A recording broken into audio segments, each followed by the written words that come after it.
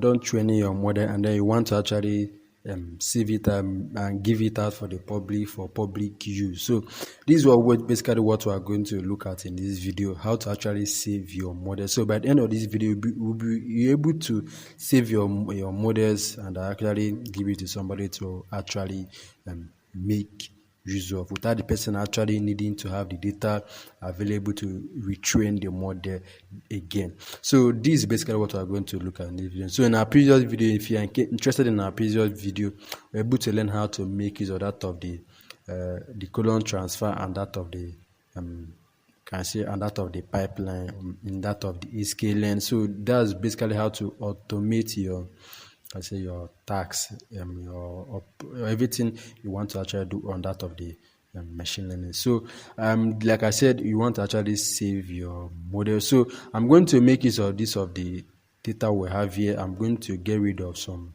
colons, then I'm going to we're going to modify it a little bit so we can actually get everything going. So let me just actually copy this. So I'm going to write a new script. So let's go down here and paste it. So let's actually get started. So in this particular video, we make use of the two ways you can actually save your model. The two best way out there are so many ways, but two best way out there make use of that is actually that of the joblib and that of the pickle.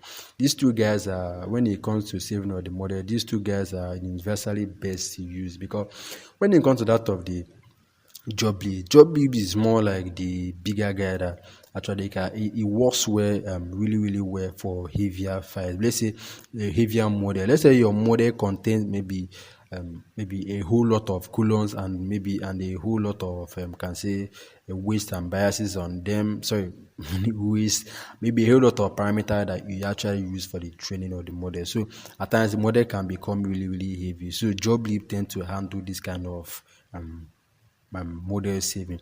And when it comes to that of the pickle is just like the average guy. It's not fast, it's not slow. So this pickle is one of the most used out there. So like I said, there are a whole lot of other ones, but these two guys are more than enough for any saving of our model. Most of the time I make use of pickle, sometimes I make use of joblib, just all depends. But most of the time I can say more than average I make use of the pickle, and sometimes it all depends on anyone want to make use of. So first of all, you need to actually have pickle installed. Most of the time it comes with Python automatically. So you don't need to actually install them, but for some reason you don't have it, let's actually import it. So we can import our joblib. Remember that this joblib and this pickle is not part of our scaling, so we'll have that of the joblib. I think the other one was pickle. So I don't want to write import pickle again, but in case if you're actually interested, you can actually say what import pickle, but putting a comma is just basically doing the same thing. But let's actually import it like this. So if you are saying new, so we actually get confused. So we'll have the joblib, we'll have the pickle. So we'll have it. So let's actually create a new model. We're going to make use of that of the decision tree classifier. So I'm just going to get rid of let me just stop here. I'm not interested in any pre-processing any data. So I just want to pre-process this of the target. Then I'm going to make use of this of the age, salary, and that of the year experience.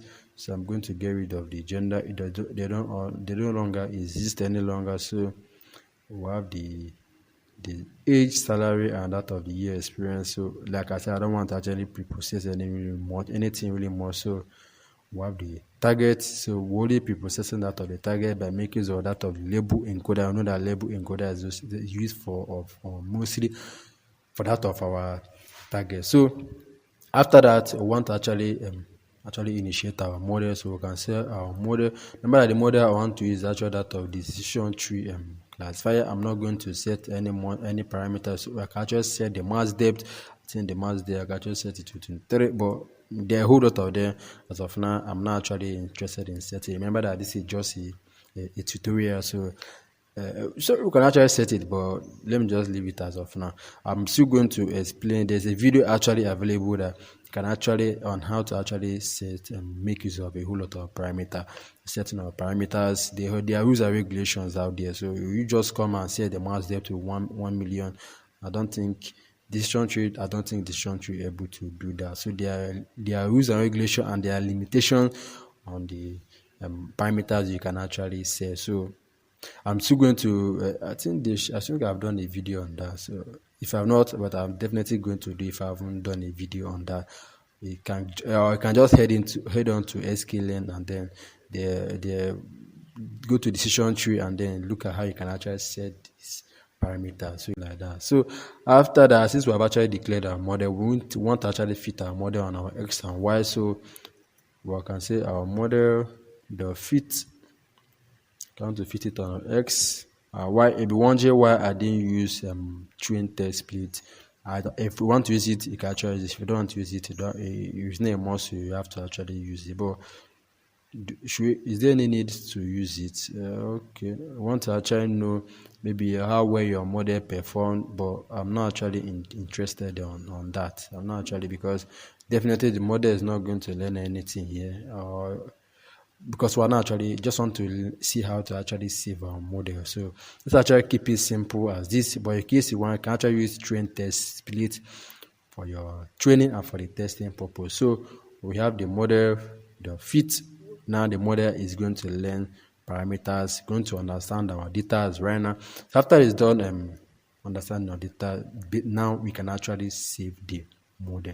To actually save the model, make use of that of to make use of that of the joblib, you can just say that of the joblib the what dump, just basically simple joblib.dump. So the first is going to be that of the model. Remember that this model, I like make use model. You can actually rename it anything of your choice. After the model, you need to actually give it a name. Actually, that actually makes sense. So you can actually call it trained. So this is actually going to be a string, not. Can actually call it trained underscore what model the word job lip. So I try to add this extension on it. So job lib, yeah, I think that's it.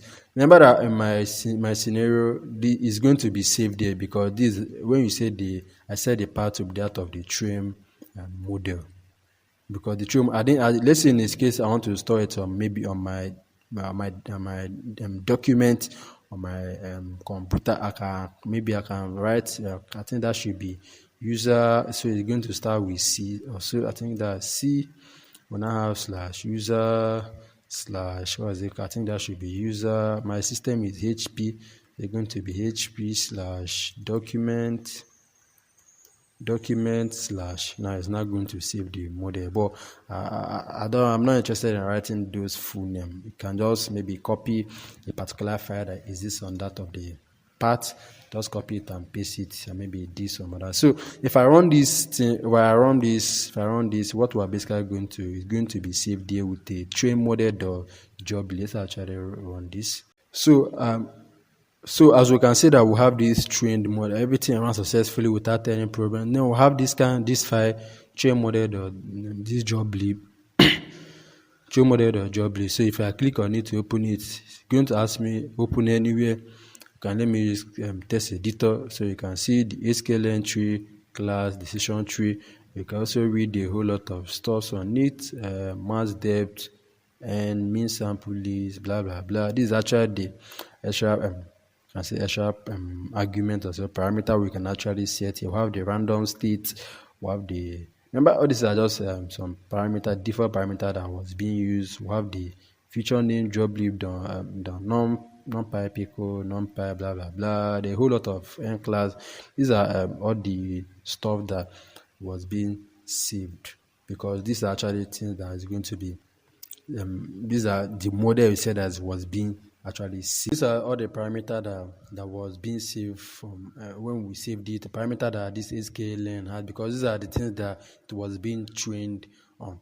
So these are more like the parameter that it has that was being trained on. So Remember, this is more like the data is kind of encoded a little bit. So since we have actually saved this model right here, so how can we actually import and make use of this model and actually use it to make prediction? So let me actually, since we actually have this, so let me, I can just comment all these guys. So I'm going to, let me actually comment it. I'm going to import this model and then we're going to make use of it to make prediction. So I'm going to declare it's going to be our model. So it's now going to be this joblib, because we use joblib to actually save it dot what load. Joblib dot load. So what do I want to load? I want to load this file that we have here. So if it's in a path, you can actually make use of the path. So with that, I can then print our, so you can say our ypred. You can just create a variable. You can just make use of that of the direct. You can say make use of that of the direct and print on that. So we can say our model dot what dot predict. Remember that we didn't actually make use of that of the train test, so we don't actually know how accurate our model was. So I will know that even though the model is given 100%, it doesn't actually have any much impact. So let's assume that we have 21 here, 28,000 and then 1. So are we expecting yes? Let's assume the model classified. Let's actually print our y variable after that of the and see after what is it called, after the encoding, so we actually know what our y was actually, our yes was actually given. So let's actually know whether if our model predicted that correct. So let's say we want to actually predict when the age was actually that of the 21 and then the salary was actually 28,000, and maybe the years experience. Instead of putting one here, maybe I can, let's just put one. Let's actually try whether the model actually predicted what the model predicted on the data that we actually gave it earlier. Then we're going to tweak the data a little bit, so it's going to be y underscore what predict. Let me actually also see that of the of our y after that of the encoding. Let's actually run this. So when we look at this is the y. It was that means yes became 1 and no became 0, like how we can see yes, no, yes, yes. This is actually yes, no, yes, yes, and then no. So our yes is 1 and our no is 0. So it's predicted 1. So let's actually tweak this. Let's assume that, let's look at the values that does not exist here. So 57 was here. Let me actually set maybe 200 years. Who was in a company for 200 years? That child, Jesus. And they'll have the years of experience, let's say 11, and then the salary, let's assume, let's give the salary 280. Let's actually see how well the model, what the model predicted. This data does not exist, so let's actually do that. I remember that since these are the features that we used to actually train the model, don't come here and set maybe another feature, maybe set something like 12, maybe set something like maybe 78. It does not actually is because the model now only what is the model understand was only just this 3 input feature that we actually gave it. So adding extra feature that the model was not actually trained on is going to give you definitely a problem. Okay, so from what we actually set again by setting that of the, what is it called, the first was the age and then followed by the salary and then the year experience. You see predicted one. So from the look of it, you weigh more on this of the year experience and that of the age. So I think the age actually play one of the highest role here. So that's what was able to predict one. So even though they don't have any, they don't even have any legal, any useful relationship on it. So S does not have value feature name, blah blah blah. This is because when we actually did for this of the X and for the Y, we actually give you that of the feature name actually. So it doesn't really matter. This warning, it doesn't actually do anything. So don't bother about it. So you can see how we can able to save this model, make use of joblib, and how to actually import and make use of it as the model. So we can actually do the same thing for that of the let's actually do for pickle. The pickle 2 is also similar. So let's actually do this. So this is going to be decision tree again.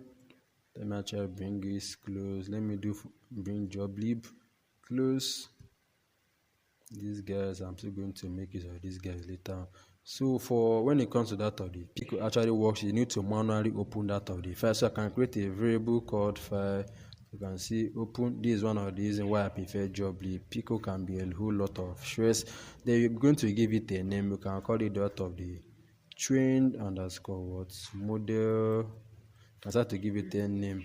And that of the pickle, because remember you can give it an and make sure it end with that or the pkl. Well, I can just give it pickle, but this extension is dot pickle. This actually signify pickle. And then the next if you said that of this pk signify that of the extension for that of the pickle. So want to actually write by, you can see these guys pop up. So but what we are just saying, we are going to write it as bytes. So that's how pickle actually works. Joblib, to be sincere, joblib just open, close, simple as that. I don't know why people have to be stressful as this. So then the next you want to actually use that of the pickle.word_dump. They have similar syntax. So pickle.dump, the first is going to be that of the model you want to dump, and that of the file that you opened. The file already contains the name and that of the reading, can say the writing type. So you can just send it. So in case it's going to pop up here, but in case if you want to actually open the file, is also similar. So as you can see right here, we have this trained model pickle, which actually signifies this is a pickle file. Let's actually open it. So you can see it's basically similar thing with that of the joblib. You can see that's basically almost the same thing. The way it's being stored, data is being stored. So you can see now we're able to save our file make use of that of the pickle. So I guess if you're interested in opening your file, it's basically the same thing. Just not the same thing almost. I just copied it. Remember that this is for saving. For opening, here is going to be read. Instead of write, we are going to read byte here, and here instead of load, instead of dump, we are going to make use of the load. Simple as ABCD. So we can store this in a variable called model. Simple as that. So after that we are done. Let's actually make use of it to predict this value again. So initially when we ran this, we got 1. So let's actually run this and see whether they're able to do exactly the same thing. Okay, so sorry, the mistake I did. When you are loading the model, you don't need to actually say, when you are loading the saved model, you don't need to actually say this or the pickle the model any longer. I don't even know why I mistaked. Sorry, my bad. So just you open the model as you want to read the byte, and then you send that file that you open to that of the load. Not actually, the model doesn't actually get involved in it. Also, sorry for the mistake. So you can see we're still able to predict one like how we actually got earlier. So you can see there's no really much difference between these two guys. So I think this ends for this video. Thank you.